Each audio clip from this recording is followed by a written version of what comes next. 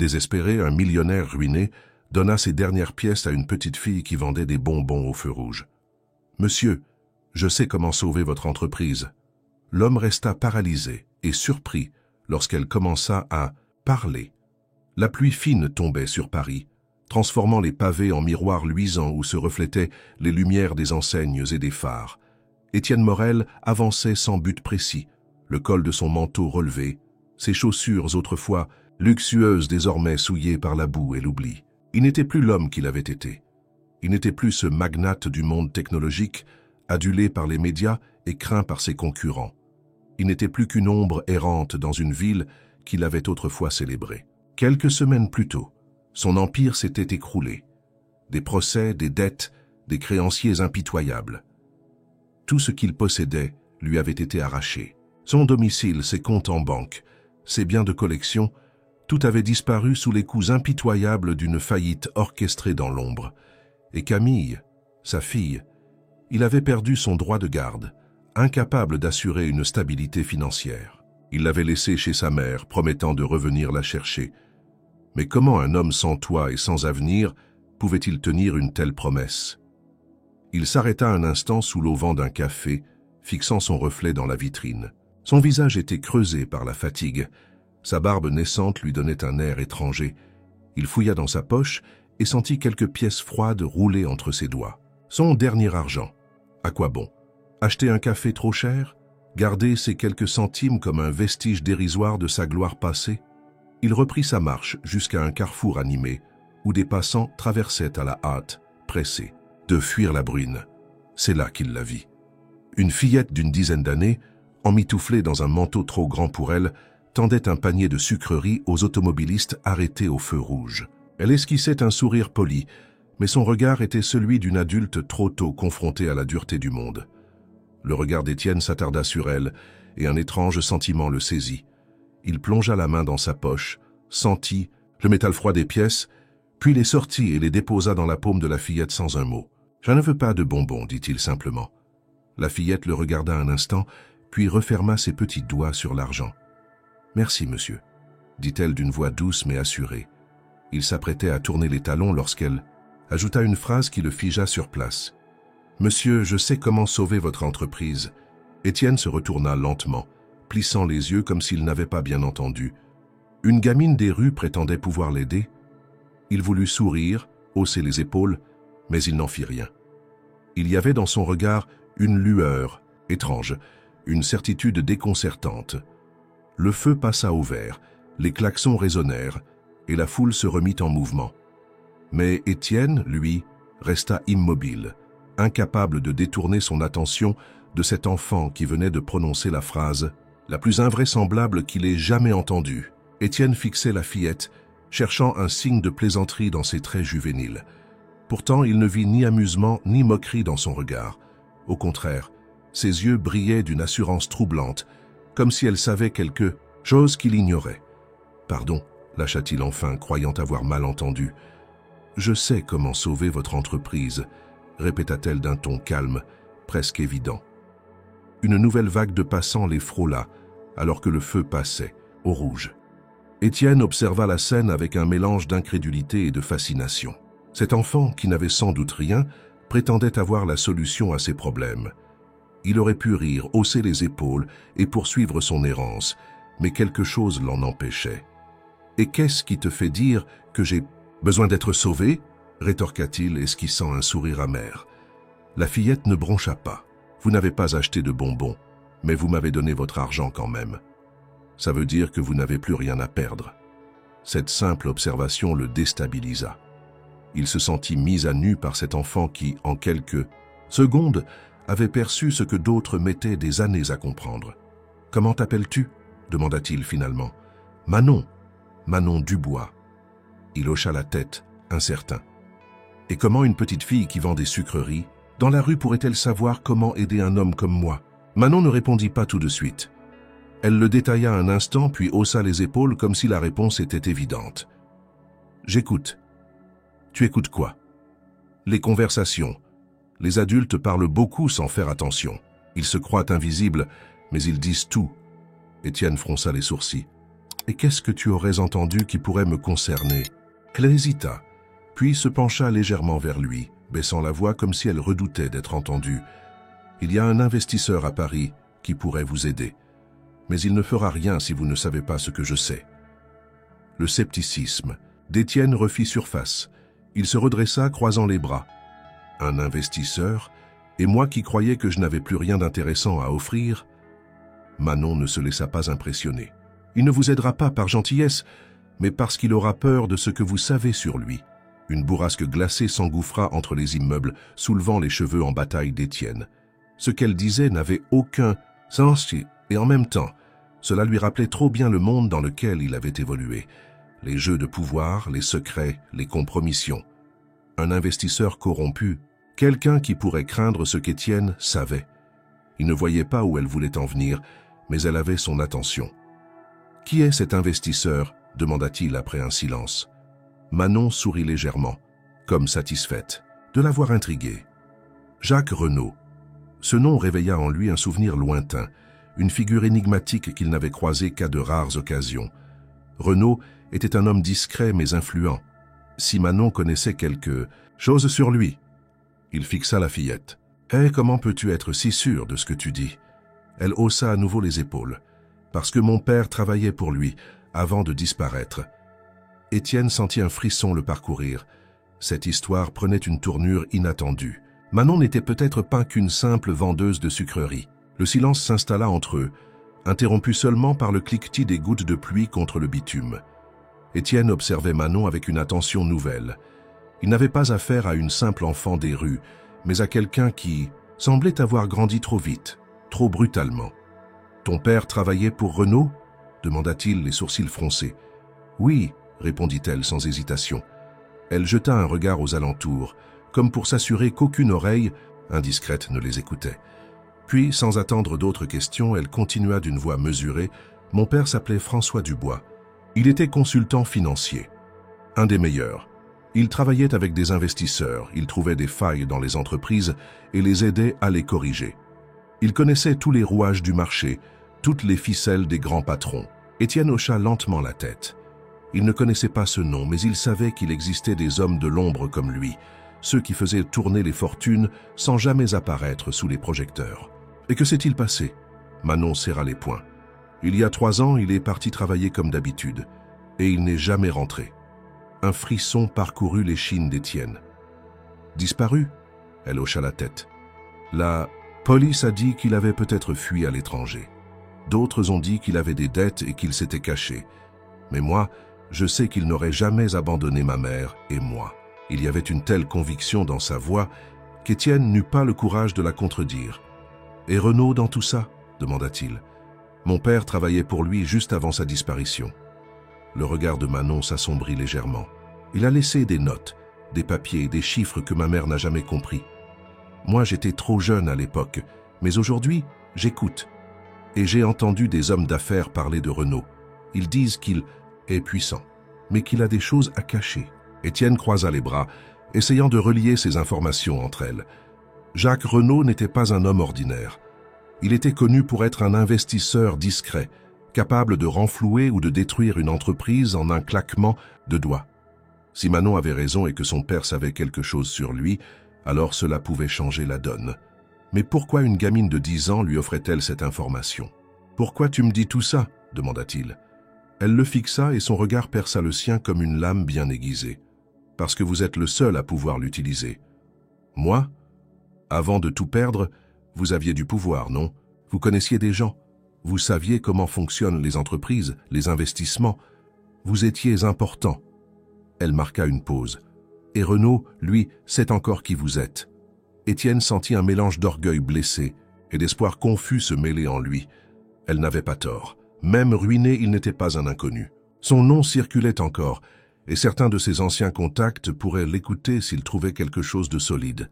« Si ce que tu dis est vrai, » commença-t-il. « C'est vrai, » coupa-t-elle avec assurance.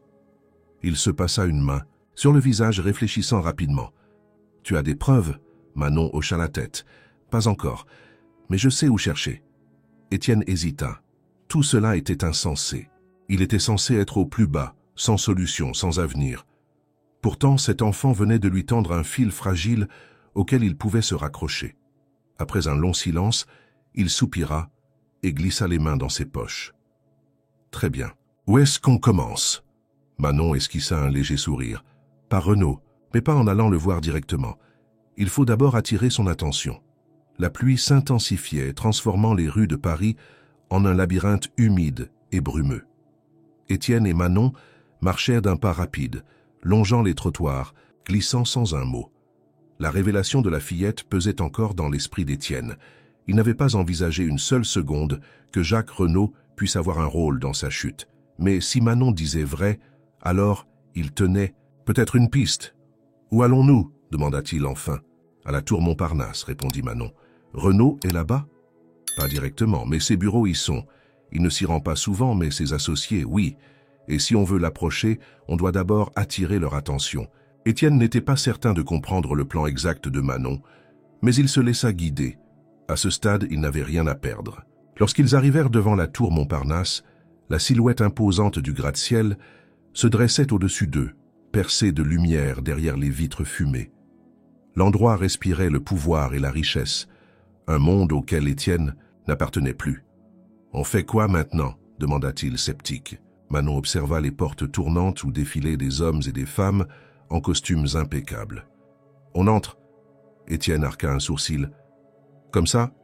Vous ? Oui. Moi, ils ne me laisseront pas passer. » Il inspira profondément. L'idée d'affronter un monde qu'il avait fui quelques semaines plus tôt lui donnait un goût amer en bouche. Mais il avança tout de même. Le hall était vaste, élégant, baigné d'une lumière tamisée. À peine eut-il franchi l'entrée qu'un agent de sécurité l'arrêta. « Monsieur, puis-je vous aider ?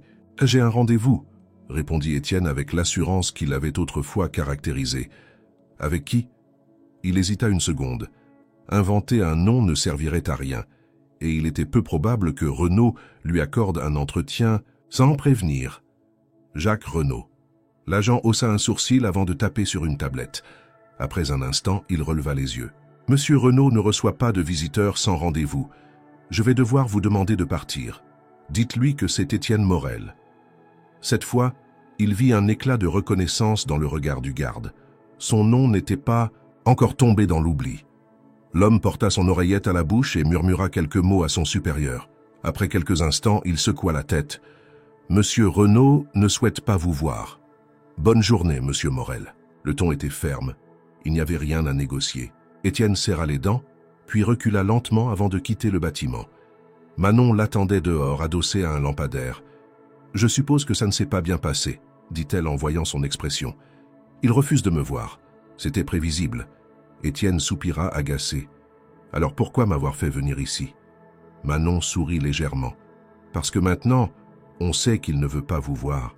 Ce qui veut dire qu'il sait qui vous êtes et qu'il veut vous éviter. » Étienne l'observa un instant. Cette gamine avait une logique implacable. Et maintenant? Elle plongea la main dans la poche de son manteau et en sortit un morceau de papier plié. Maintenant, on lui donne une raison de s'intéresser. À vous. Elle tendit la feuille à Étienne, qui la déplia avec précaution.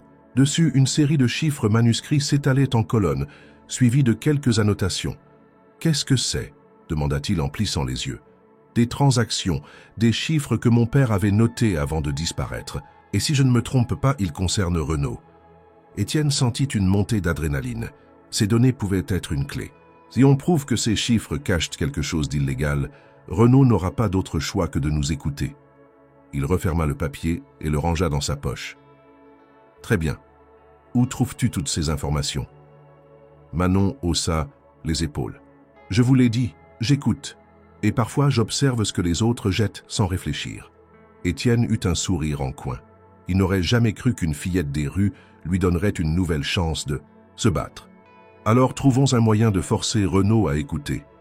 Manon acquiesça et ils s'éloignèrent dans la nuit, prêts à franchir la prochaine étape. Les rues de Paris défilaient sous les pas rapides d'Étienne et Manon. La pluie s'était calmée, laissant derrière elle une ville luisante, encore frissonnante d'humidité. Étienne n'avait pas ressenti une telle énergie depuis des mois. L'espoir, même fragile, semblait renaître en lui. Ils s'arrêtèrent dans un café discret, à l'abri des regards curieux. L'endroit était petit, chaleureux, avec une odeur persistante de café moulu et de pain grillé. Manon s'installa à une table près de la vitre, tandis qu'Étienne commandait un café noir et un chocolat chaud. « Alors, ces chiffres, tu es sûr qu'ils concernent Renaud ?» demanda-t-il en posant les boissons sur la table. Manon souffla sur son chocolat avant de répondre. « Pas à 100%, mais ils sont liés à quelqu'un qui l'est. »« Qui ça ?» Elle sortit un autre morceau de papier froissé de sa poche et le posa entre eux. Étienne le déplia, découvrant une série de notes griffonnées en écriture fine et serrée. Un nom attira immédiatement son attention. Arnaud Lefebvre. Son ancienne colère refit surface. Arnaud, son ex-associé, l'homme qu'il avait autrefois considéré comme un allié avant que tout ne s'effondre. Si Renaud était une figure énigmatique, Arnaud, lui, était un traître avéré. Étienne avait longtemps soupçonné qu'il était derrière la chute de son entreprise, mais il n'avait jamais pu le prouver. « Ton père avait noté son nom ?»« Oui, et d'après ce que j'ai entendu, Renaud et lui faisaient affaire ensemble, même avant que vous ne tombiez. » Étienne serra les poings. « Si Arnaud a fraudé l'entreprise et que Renaud le couvrait ou en profitait, on tient quelque chose. » Manon acquiesça. « Mais on doit le prouver. » Étienne réfléchit. Il savait que Lefebvre ne laissait rien, au hasard. S'il avait falsifié des documents ou manipulé des fonds, il aurait tout fait pour couvrir ses traces. Mais s'il y avait bien une faille, elle se trouvait dans les détails. « J'avais accès à tout, murmura-t-il. Si j'avais su où chercher à l'époque... » Manon le regarda avec curiosité. « Vous aviez des archives, non ?»« Oui, mais elles ont été saisies quand l'entreprise a fermé. Et où sont-elles maintenant ?» Étienne inspira profondément. « Dans un entrepôt gouvernemental, probablement. Mais une partie des documents sensibles, Arnaud les gardait sûrement ailleurs. » Il se frotta le menton, essayant de se souvenir. Puis un lieu lui revint à l'esprit. Il avait un bureau privé hors de l'entreprise. Je ne savais pas pourquoi à l'époque, mais je suis presque sûr qu'il y gardait des choses qu'il ne voulait pas rendre publiques. Manon eut un sourire satisfait. « Alors on sait où aller. » Étienne secoua la tête. « Ce n'est pas si simple. Arnaud est quelqu'un de prudent.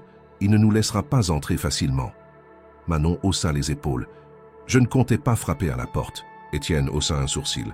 « Tu as une idée ?» Elle lui adressa un regard espiègle. « J'ai appris une chose en vendant mes bonbons. Tout le monde finit par parler. Il suffit d'être au bon endroit, au bon moment. » Étienne ne put s'empêcher de sourire.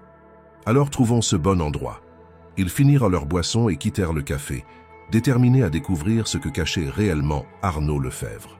La nuit s'était installée sur Paris, enveloppant la ville d'une brume légère qui filtrait la lumière des réverbères. Étienne et Manon marchaient d'un pas rapide, s'éloignant du café où ils avaient posé les premières pierres de leur plan.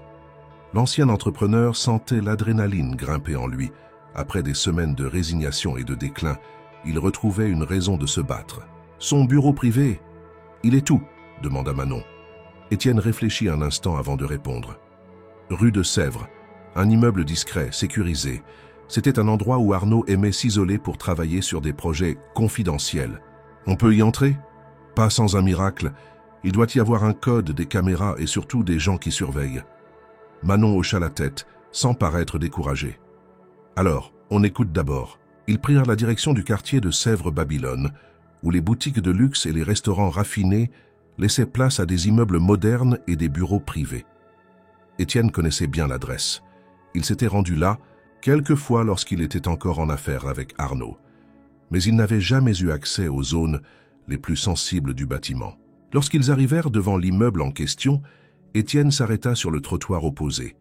C'était un bâtiment sobre, sans enseigne, avec une entrée discrète surveillée par une caméra. Une lumière était encore allumée à l'un des étages supérieurs. « Quelqu'un est encore là » murmura Manon. Étienne hocha la tête. « Arnaud travaille souvent tard. Il aime l'idée d'avoir une longueur d'avance sur tout le monde. » Manon observa l'entrée, puis les alentours. Il y a une brasserie à côté, un bon endroit pour écouter les conversations. Elle désigna une terrasse couverte où quelques hommes en costume discutaient à voix basse. Étienne suivit son regard et reconnut immédiatement l'un d'eux. « Julien Masset » murmura-t-il. « Il est important. C'était un de mes directeurs financiers avant qu'il ne retourne sa veste pour Arnaud. » Manon sourit légèrement. « Alors écoutons ce qu'il a à dire. » Ils s'installèrent à une table voisine, commandant 2 cafés pour ne pas attirer l'attention. Manon, avec son habitude d'écouter les conversations des adultes, savait exactement comment capter les bribes intéressantes sans éveiller les soupçons. « Arnaud est furieux », disait Julien Massé à son interlocuteur. « À cause de Morel ?» Étienne se tendit. Il pensait qu'il était fini, mais il a été aperçu devant la tour. Montparnasse aujourd'hui.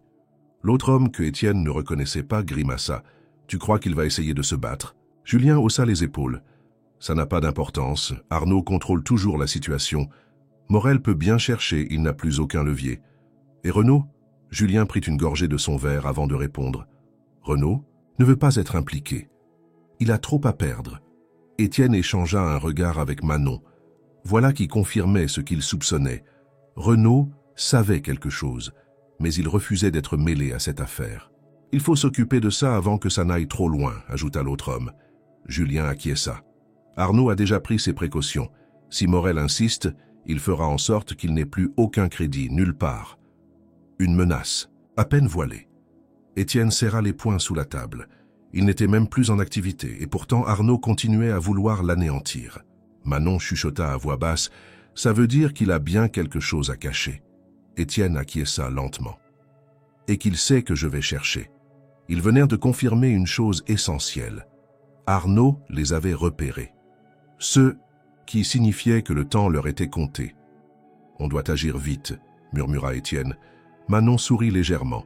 « J'ai une idée. » Étienne fixa son regard dans le sien. Il savait déjà qu'elle n'allait pas proposer quelque chose d'ordinaire. Étienne observa Manon avec intensité. Son esprit calculateur s'activait déjà, cherchant à deviner ce qu'elle avait en tête. « Quelle idée ?» demanda-t-il. Manon jeta un regard aux alentours, s'assurant que personne ne les écoutait, puis se pencha légèrement vers lui. « Nous devons rendre cette histoire publique. » Étienne haussa un sourcil. « Comment ça ?» Arnaud contrôle tout en coulisses. Il étouffe les informations, manipule les médias et s'assure que personne ne creuse trop profondément. Mais s'il y a une chose qu'il ne peut pas ignorer, c'est l'opinion publique. Étienne réfléchit. L'idée n'était pas insensée. Il savait mieux que quiconque à quel point l'image était importante dans le monde des affaires. Une rumeur mal placée pouvait suffire à faire trembler même les hommes les plus puissants. « Tu as un plan ?» Manon hocha la tête. « On a des documents qui suggèrent une fraude. Pas une preuve directe, mais suffisamment pour attirer l'attention. D'une journaliste. Si on trouve quelqu'un qui s'y intéresse, Arnaud n'aura pas d'autre choix que de réagir. » Étienne connaissait bien les médias, mais il n'avait plus aucun contact fiable depuis sa chute. Son nom n'était plus qu'un écho du passé, et il doutait que les grands journaux veuillent l'écouter. Qui pourrait s'intéresser à ça? Manon esquissa un sourire. Sophie Laurent. Le nom fit immédiatement réagir Étienne. La journaliste d'investigation? Oui, elle s'est déjà attaquée à plusieurs scandales financiers, et elle n'a pas peur des gros poissons. Étienne n'avait jamais eu affaire à elle directement, mais il connaissait sa réputation. Sophie Laurent était redoutable, du genre à creuser jusqu'à ce que la vérité éclate. Tu crois qu'elle acceptera de nous écouter?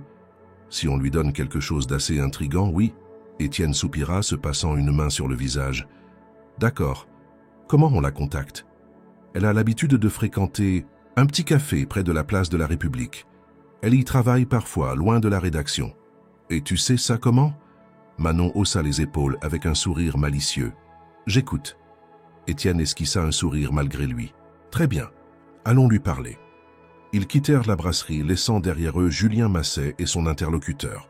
Leur plan venait de changer de direction. Il ne s'agissait plus seulement de récupérer des preuves, mais de s'assurer qu'elles explosent aux yeux du monde entier. Le café où Sophie Laurent se rendait régulièrement était un endroit discret à l'abri du tumulte parisien.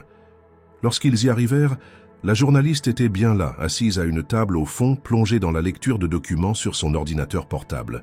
Étienne hésita un instant. Manon, elle, n'attendit pas et s'approcha directement. « Bonjour, Madame Laurent. » Sophie leva les yeux, surprise de voir une fillette s'adresser à elle avec autant d'assurance. « Bonjour, on a une histoire pour vous. Une grosse. » Elle jeta un regard à Étienne, puis reporta son attention sur Manon. « Quelle histoire ?» Manon sortit son papier avec les chiffres et le posa sur la table. « Une fraude. Un homme qui a détruit une entreprise et ruiné une vie. Peut-être plus. » Sophie haussa un sourcil et regarda Étienne avec plus d'attention. Vous êtes qui? Étienne Morel, répondit-il simplement. Un éclair de reconnaissance traversa son regard. L'ex-PDG qui a tout perdu? Celui qui a été piégé, corrigea-t-il. Un silence s'installa. Puis, lentement, Sophie attrapa le papier, le parcourut des yeux et redressa la tête. « Asseyez-vous. » Étienne et Manon s'installèrent, sachant qu'ils venaient d'ouvrir une porte qu'Arnaud Lefebvre aurait préféré garder fermée. Sophie Laurent posa le papier sur la table, lissant ses bords du bout des doigts. Son regard scrutait Étienne, avec une lueur d'évaluation, mesurant l'homme qu'il était devenu après sa chute. Elle ne parlait pas encore, laissant le poids du silence s'installer. Étienne connaissait bien cette technique. Elle voulait voir s'il allait se trahir, s'emballer ou perdre patience. Mais il savait attendre. Finalement, elle haussa un sourcil et prit une gorgée de son café. « Alors, vous voulez que je publie une histoire sur Arnaud Lefebvre à partir d'un morceau de papier froissé et des dires d'un homme ruiné et d'une gamine des rues ?» Manon, qui s'était jusque-là tenue tranquille, croisa les bras. « Vous voulez une enquête toute prête ou vous préférez faire votre travail ?» Sophie eut un sourire amusé. « Pas mal, petite. Mais si vous venez me voir, c'est que vous avez besoin de moi, pas l'inverse. » Étienne s'appuya sur la table, fixant la journaliste avec intensité. « Ce n'est pas qu'une histoire de vengeance. C'est une fraude qui a coûté des emplois, détruit des familles. Et peut-être pire. Arnaud Lefebvre m'a trahi, mais il a aussi éliminé les preuves. » Il fit une pause avant d'ajouter « Vous n'avez jamais entendu parler de François Dubois ?» Sophie fronça les sourcils. « Le consultant financier disparu ?» Manon hocha la tête. « Mon père. » L'information sembla la déstabiliser légèrement. « Vous dites que Lefebvre est lié à sa disparition ?»« On ne sait pas encore, » répondit Manon. « Mais on sait qu'il était impliqué avec Renaud et Lefebvre juste avant de disparaître. » Sophie réfléchit un instant, puis attrapa son téléphone et tapota rapidement quelque chose. « Je vais voir ce que je peux trouver sur ces transactions. Si ça tient la route, on pourra parler d'une vraie enquête. » Étienne et Manon échangèrent un regard satisfait. Ils avaient réussi à attirer l'attention de Sophie, mais l'instant de soulagement fut de courte durée. Son téléphone vibra soudainement et son expression changea du tout au tout. « Attendez » murmura-t-elle en lisant un message. Étienne pencha légèrement la tête. « Un problème ?» Sophie releva les yeux, un air d'incrédulité sur le visage. « Vous avez vraiment mis le pied dans un nid de guêpes, Morel. » Elle posa son téléphone sur la table, écran tourné vers lui. Il reconnut immédiatement la page d'un site d'actualités économiques. Un article venait d'être publié et son nom y figurait en gros titre. « Étienne Morel, l'ex-PDG ruiné tente un retour désespéré en répandant des rumeurs infondées. » Il sentit son estomac se nouer. « Ils sont rapides, » murmura-t-il. Sophie acquiesça. « Ça, c'est du Lefebvre tout craché. Il contrôle des médias, il fait jouer ses relations, et en moins d'une heure, il vous transforme en un paria encore plus grand qu'avant. » Manon serra les poings. « C'est pour ça qu'on doit le faire tomber. » Sophie la regarda, son regard oscillant entre scepticisme et admiration. « Vous êtes sérieusement en train de me demander d'affronter un des hommes les plus influents de Paris avec une poignée de chiffres et une intuition. » Étienne expira lentement. « Je vous demande de nous donner une chance de prouver ce qu'on avance. » Sophie hésita. Puis, après un long silence, elle prit une dernière gorgée de son café et se leva. « J'ai des contacts. Laissez-moi creuser un peu. Si je trouve quelque chose, je vous rappelle. » Elle ramassa ses affaires et quitta le café sans se retourner. Étienne passa une main fatiguée sur son visage. « On a avancé, mais maintenant, Lefebvre sait qu'on est sur ses traces. » Manon observa l'écran du téléphone une dernière fois avant de murmurer « Alors, il va essayer de nous arrêter. » Étienne savait qu'elle avait raison, et il n'était pas prêt pour ce qui allait suivre. La nuit tombait sur Paris alors qu'Étienne et Manon quittèrent le café. L'article circulait déjà sur les réseaux sociaux, relayé par les médias financiers. Le coup était bien joué. En quelques minutes, Arnaud Lefebvre avait réussi à peindre Étienne comme un homme brisé, prêt à tout pour se venger, même à mentir. « Il nous a devancés » murmura Étienne. Manon marchait à côté de lui, songeuse. « Ça veut dire qu'on se rapproche. Sinon, il nous ignorerait. » Elle n'avait pas tort. Mais ils avaient désormais un problème de taille. Sophie Laurent, la seule journaliste qui avait montré de l'intérêt pour leur histoire, allait-elle prendre le risque de poursuivre l'enquête maintenant que la réputation d'Étienne était encore plus ternie? Ils marchèrent en silence jusqu'à un banc près des quais de Seine. Étienne s'y laissa tomber, le regard perdu dans l'eau sombre. Et maintenant, demanda-t-il. Manon s'assit à côté de lui. On continue. On doit prouver que Lefebvre est coupable. Avec quoi il a tout verrouillé. Elle le regarda avec une étrange intensité. Il nous reste mon père. Étienne se tourna vers elle, intrigué. Que veux-tu dire? Depuis que j'écoute les conversations des hommes d'affaires, j'ai remarqué un truc. Les noms ne disparaissent jamais complètement. Parfois, quelqu'un parle d'un ancien associé, d'un projet oublié. Les traces existent toujours, même des années après. Étienne croisa les bras. Tu crois qu'il reste des indices sur François? Dubois. J'en suis sûr. Il faut juste savoir où chercher. Elle sortit un carnet abîmé de sa poche et l'ouvrit à une page remplie de noms et de notes griffonnées.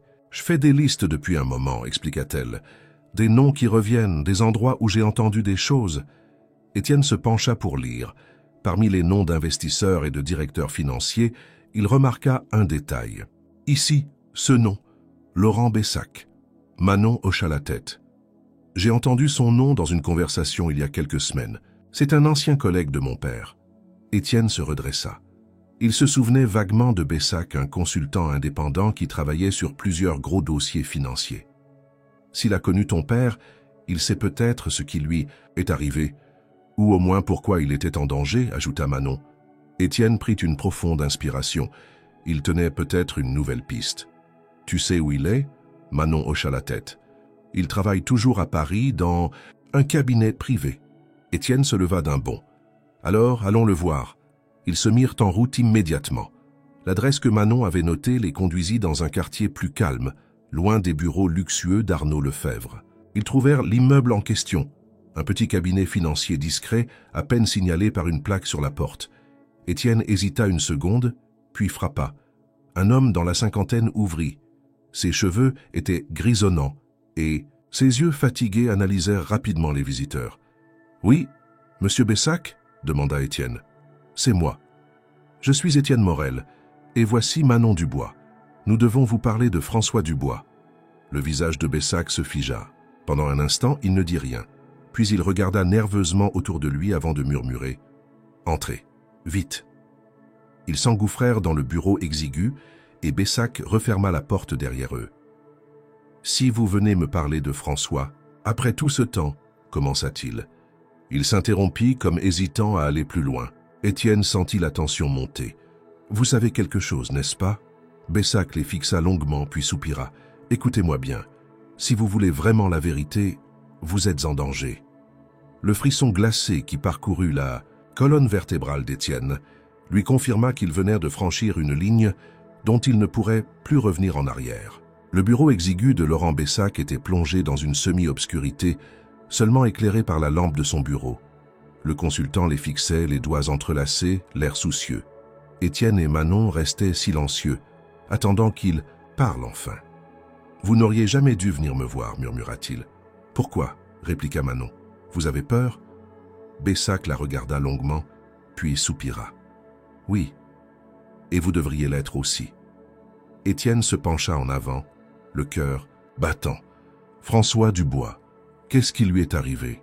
Bessac hésita puis se leva et alla jusqu'à une armoire métallique. Il l'ouvrit et en sortit un dossier jauni par le temps. Il le posa sur le bureau, l'ouvrit et en sortit plusieurs feuilles. « Votre père n'était pas n'importe quel consultant, » dit-il en regardant Manon. Il était brillant, mais surtout, il posait trop de questions. Il montra un tableau de transactions financières.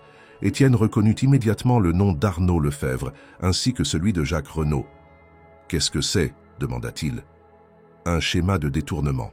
De fonds. » François l'avait découvert alors qu'il travaillait avec Renaud. Il soupçonnait Lefebvre d'utiliser des sociétés écrans pour siphonner de l'argent. Il voulait exposer la fraude, mais avant qu'il ne puisse le faire, il a disparu. Manon blêmit, mais sa voix resta ferme. Disparu ou éliminé. Bessac ferma brièvement les yeux. Je n'ai jamais pu le prouver, mais je sais qu'après sa disparition, Lefebvre et Renaud ont fait disparaître toutes les traces de ses découvertes. Étienne sentit la colère monter en lui. Renaud a couvert Lefebvre? Oui, mais il ne s'est pas sali les mains. C'est Lefebvre qui avait tout à perdre. Il sortit une dernière feuille et la tendit à Étienne. Ceci est un document interne qui prouve qu'une somme énorme a été déplacée juste avant la disparition de François. Si on le relie aux autres preuves que vous avez trouvées, on peut prouver que Lefebvre a effacé des traces compromettantes. Étienne serra les poings. Pourquoi ne pas avoir parlé avant? Bessac baissa la tête. J'avais peur, et je savais que sans preuves solides, j'aurais été le prochain sur la liste. Étienne regarda Manon qui tenait la feuille entre ses doigts tremblants. Maintenant, on en a, murmura-t-elle. Bessac inspira profondément. Écoutez-moi. Bien, si Lefebvre découvre que vous avez ces documents, il ne reculera devant rien pour vous arrêter. Étienne posa une main sur l'épaule de Manon. Il est trop tard pour reculer.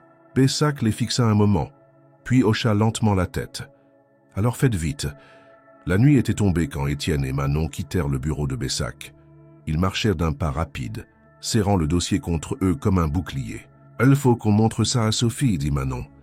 Étienne hocha la tête. « Oui, mais avant, on doit faire en sorte que Renaud le voie aussi. » Manon haussa un sourcil. « Pourquoi ?»« Parce que Renaud est peut-être impliqué, mais il n'aime pas être en danger. S'il voit que Lefebvre l'a compromis, il va chercher à se protéger.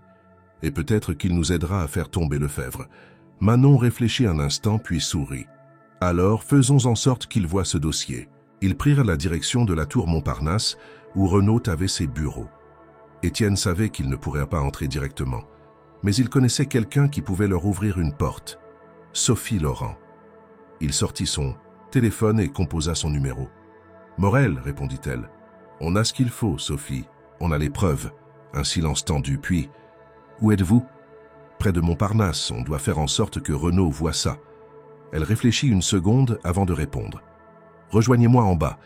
J'ai peut-être un moyen de vous faire entrer. » Étienne et Manon échangèrent un regard déterminé. « C'est notre chance, murmura-t-il. » Ils prirent une grande inspiration et s'élancèrent vers leur confrontation finale.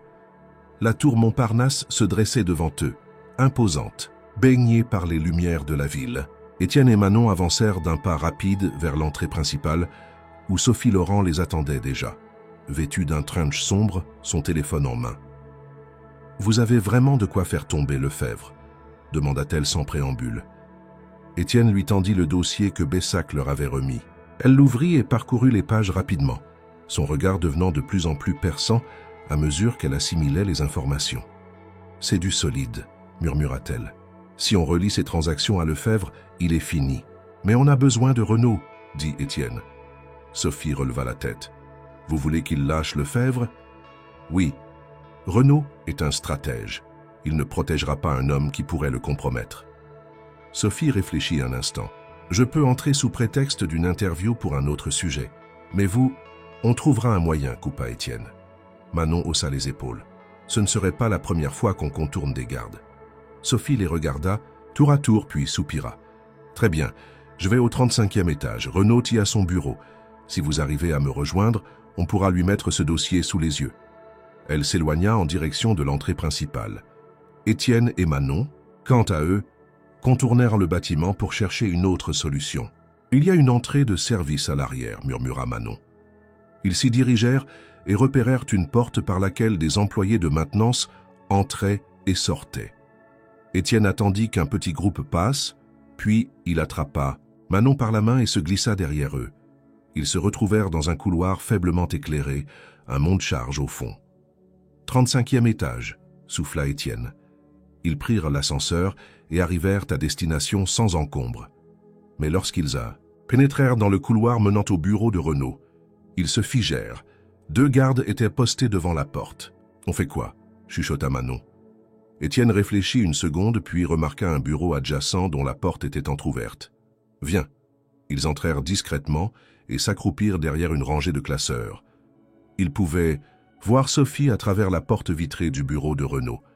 Elle était assise devant lui, posant ses questions avec calme. Étienne jeta un coup d'œil aux gardes et comprit qu'il ne pourrait pas passer sans alerter quelqu'un. « Il faut que Renaud voie ce dossier, » murmura-t-il. Manon le regarda, puis eut une idée. Elle sortit son téléphone et ouvrit l'application appareil photo. On ne peut pas entrer, mais on peut lui montrer autrement. Elle prit une photo des documents et les envoya à Sophie accompagnée d'un court message. « Montrez-lui ça. » Quelques secondes plus tard, ils virent Sophie interrompre Renaud et lui montrer son téléphone. L'expression du milliardaire changea immédiatement. Il prit le téléphone, agrandit les images, et son visage se durcit. Il posa lentement son regard sur Sophie. Puis, sans prévenir, il appuya sur un bouton de son bureau. La porte du bureau s'ouvrit immédiatement. Et les deux gardes se tournèrent vers eux. Étienne et Manon retinrent leur souffle, mais Renaud leur fit signe d'entrer. Ils échangèrent un regard, puis sortirent de leur cachette et pénétrèrent dans la pièce. « Alors, Renaud, » lança Étienne, toujours aussi indifférent à ce qui se passe autour de vous. Renaud posa les photos sur son bureau et croisa les mains. « Vous êtes plus intelligent que je ne le pensais, Morel. Et vous plus lâche que je ne l'imaginais, » répliqua-t-il. Renaud plissa les yeux. « Qu'attendez-vous de moi ? Que vous arrêtiez de couvrir Lefebvre. Ce type est fini et vous le savez. » Le milliardaire resta silencieux un instant, puis il soupira. « Lefebvre a toujours été un problème, admit-il, mais il était utile, jusqu'à aujourd'hui. » Étienne sentit une ouverture. « Si vous coupez les ponts avec lui maintenant, vous sauvez votre peau. Sinon, quand cette histoire sortira dans la presse, vous tomberez avec lui. » Un long silence s'installa. Renaud finit par prendre son téléphone et tapa un message. Quelques instants plus tard, un appel entra. Il décrocha, écouta brièvement et prononça une seule phrase. « Ne le couvrez plus. Laissez-le se débrouiller seul. » Puis il raccrocha et regarda Étienne. « Votre guerre contre Lefebvre n'est plus mon problème. » Étienne hocha la tête. « C'est tout ce que je voulais. » Renaud se tourna vers Sophie. « Vous allez publier tout ça ?»« Bien sûr, » répondit-elle. Renaud esquissa un sourire, froid. « Alors je vous conseille de ne pas perdre de temps. Lefebvre ne va pas se laisser faire. » Étienne et Manon échangèrent un regard. Ils venaient de remporter une bataille. Mais la guerre n'était pas terminée. Lefebvre allait riposter. Et ils devaient être prêts. La sortie de la tour Montparnasse fut plus rapide que leur entrée. Étienne, Manon et Sophie traversèrent le hall sans un mot, leurs pensées focalisées sur l'étape suivante. Renaud venait de lâcher Arnaud, Lefebvre. Désormais, il ne lui restait plus aucun allié puissant pour le protéger, mais cela signifiait aussi qu'il allait se battre bec et ongles pour sa survie. Une fois dehors, Sophie s'arrêta et se tourna vers eux. « Je vais publier l'article immédiatement. Mais Lefebvre a encore des ressources. Il va essayer d'enterrer cette histoire avant qu'elle ne prenne trop d'ampleur. »« Alors il faut faire vite, » répondit Étienne. Manon hocha la tête. Plus on attend, plus il aura le temps de trouver un moyen de s'en sortir. Sophie sortit son téléphone et passa un appel. « J'ai quelqu'un dans un grand journal qui peut nous aider à diffuser ça vite. Donnez-moi 1 heure. » Elle leur lança un dernier regard avant de disparaître dans la nuit, déjà absorbée par son travail. Étienne soupira et se tourna vers Manon. « On l'a fait. » Elle esquissa un sourire fatigué. « Pas encore. Mais presque. » L'attente fut longue. Pendant toute la nuit, Étienne et Manon surveillèrent à leur téléphone, guettant la publication de l'article. Finalement, au petit matin, les notifications commencèrent à affluer. Scandale financier. Arnaud Lefebvre accusé de fraude et de détournement de fonds. Une enquête révèle l'implication d'un ancien PDG dans une affaire de corruption majeure. Les gros titres se succédaient. Les informations s'étendaient rapidement et bientôt, les chaînes d'information en continu reprirent l'affaire. Puis vint la nouvelle qui scella définitivement le sort de Lefebvre. Le parquet financier ouvre une enquête sur Arnaud Lefebvre. Étienne sentit un poids quitter ses épaules. C'était terminé. Lefebvre était fini. Il se tourna vers Manon qui lisait les articles avec un mélange de satisfaction et de mélancolie. « Ton père aurait été fier de toi, » dit-il doucement. Elle releva les yeux. « Il aurait voulu être là. On va le retrouver. » Elle hocha la tête, mais son regard restait voilé. Les jours suivants furent intenses. Étienne reçut des dizaines d'appels d'anciens contacts, certains cherchant à comprendre comment il avait réussi son retour, d'autres tentant de se distancer du scandale Lefebvre. Jacques Renaud, fidèle à lui-même, garda ses distances. Mais Étienne savait qu'il avait pris la bonne décision en lui montrant les preuves. Il avait agi par intérêt personnel, certes, mais cela avait suffi pour renverser la situation. Puis vint l'offre inattendue. Un fonds d'investissement, impressionné par la manière dont il avait déjoué Lefebvre, lui proposa un partenariat pour relancer une entreprise. Mais cette fois, Étienne ne voulait plus simplement bâtir un empire financier. Il voulait créer quelque chose de différent. Avec le soutien de Renaud, qui, par intérêt stratégique, souhaitait redorer son image après le scandale, Étienne monta une société dédiée à l'accompagnement d'entrepreneurs en Monte-Santos. Difficulté ceux qui, comme lui, avaient tout perdu à cause de jeux de pouvoir injustes. Il n'était plus un magnate de la tech, il était devenu autre chose, quelqu'un qui donnait une seconde chance. Manon, quant à elle, ne retourna pas dans la rue. Grâce à l'exposition médiatique de l'affaire, une fondation privée lui offrit une bourse pour intégrer un des meilleurs collèges de Paris. Mais elle et Étienne savaient que leur histoire n'était pas encore totalement bouclée. Car il restait encore une question sans réponse. François Dubois, le père de Manon, et ce qu'il était devenu. Les semaines passèrent et le scandale Lefebvre continua de faire les gros titres. Son arrestation, la saisie de ses comptes, la cascade de témoignages d'anciens employés et associés, tout confirmait qu'il avait orchestré l'effondrement d'entreprises Morel pour son propre profit. Étienne était enfin blanchi, mais il ne se souciait plus de sa réputation. Son énergie était désormais tournée vers un autre combat, retrouver François Dubois. Manon ne parlait pas beaucoup de son père depuis la chute de Lefebvre, mais Étienne voyait bien l'espoir qui persistait en elle. Si François avait découvert quelque chose d'assez dangereux pour lui coûter sa vie, alors peut-être qu'il n'était pas mort, mais forcé de disparaître. C'est ce qu'il devait découvrir. Un matin, alors qu'il travaillait dans son nouveau bureau, une notification attira son attention. Un message d'un numéro inconnu. « Je veux vous rencontrer. Café du Pont-Neuf, demain, 15h. » Aucun nom. Mais Étienne sentit immédiatement qu'il ne s'agissait pas d'un hasard. Il montra le message à Manon qui le lut en silence avant de relever les yeux. C'est lui. Elle n'avait aucun doute. Le lendemain, Étienne et Manon se rendirent au café du Pont-Neuf. Le lieu était discret, peu fréquenté en pleine après-midi. Ils entrèrent et balayèrent la salle du regard. Au fond, près de la fenêtre, un homme était assis, une casquette baissée sur le front. Manon s'arrêta net. « Papa !» Elle murmura à peine, comme si elle craignait que le dire trop fort ne fasse disparaître la vision devant elle. Étienne posa une main sur son épaule, un geste d'encouragement silencieux. Manon inspira profondément et avança lentement vers la table. L'homme releva la tête. Son visage était marqué par le temps, la fatigue, mais ses yeux étaient les mêmes que ceux de Manon. « Manon !» souffla-t-il. La fillette resta figée un instant, puis se jeta dans ses bras. François Dubois la serra contre lui, le visage enfoui dans ses cheveux, comme s'il ne pouvait croire qu'elle était réellement là. Étienne détourna le regard, leur laissant cet instant. Finalement, François releva la tête et fixa Étienne. « Vous avez fait tout ça pour elle ?» Étienne hocha lentement la tête. « Elle a fait tout. Ça, moi, je n'ai fait que la suivre. » François esquissa un sourire fatigué. « Vous lui avez sauvé la vie ?»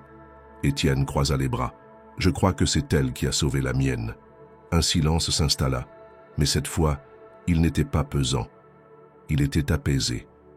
Plus tard, alors qu'ils quittèrent le café, Manon marchait entre son père et Étienne, tenant la main de chacun. « Et maintenant ?» demanda-t-elle. Étienne observa la scène, puis le ciel dégagé. « Maintenant, on continue. » Manon sourit. « Ça veut dire qu'on a gagné ?» Étienne lui adressa un regard complice. « On n'a jamais perdu. La dernière pièce qu'il avait donnée à Manon ce jour-là dans la rue lui avait tout repris. Mais elle lui avait aussi tout rendu. Et cette fois, il ne comptait plus la gaspiller.